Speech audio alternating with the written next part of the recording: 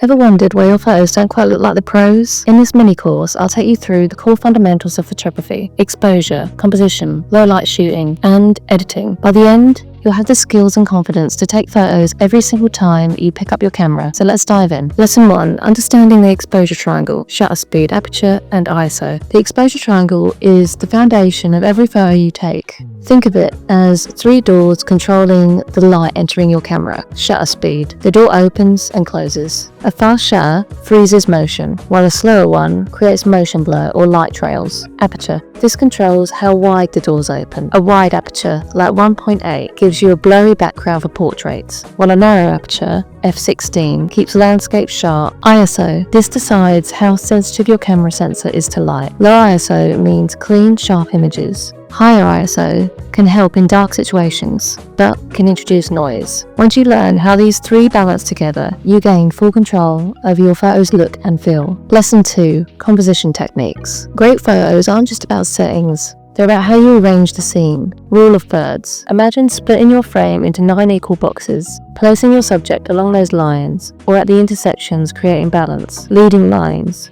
Use roads, fences, or even shadows to guide the viewer's eye to the subject. Framing. Look for natural frames like windows, archways, or benches that surround your subject to make the viewer's eye be drawn into the main subject. Negative space. Leaving empty space around your subject can make it feel more powerful and dramatic. By combining these techniques, you can take photos and tell stories, not just snapshots. Lesson 3. Low light photography. Low light situations are where many beginners struggle, but they can create some of the most atmospheric images. Open your aperture wider, a small f number, to let in as much light as possible. Increase ISO carefully. Sometimes a bit of noise is worth a shot. Don't forget, light sources like street lamps, candles, or neon lights can add mood and character to your photos. Learn to work with the available light, and low light photography becomes an opportunity, not a limitation. And if you really struggle, use flash. Lesson 4. Editing basics. Editing is where your images truly come to life. Lightroom is one of the best tools for this. Start with the basics.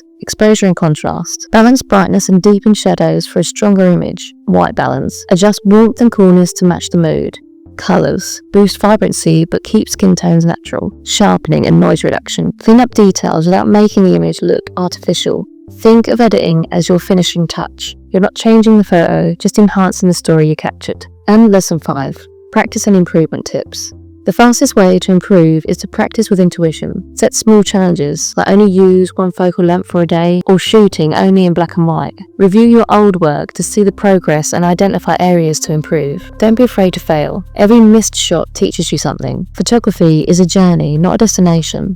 The more you shoot, the better your eye becomes. So thanks for joining this Photography Basics mini course. You've now got the tools to master exposure, composition, work in low light, and polish your shots in editing. Keep learning and keep experimenting, and most of all, enjoy creating. So subscribe for more photography tutorials and photography in movies, and I'll see you in the next one.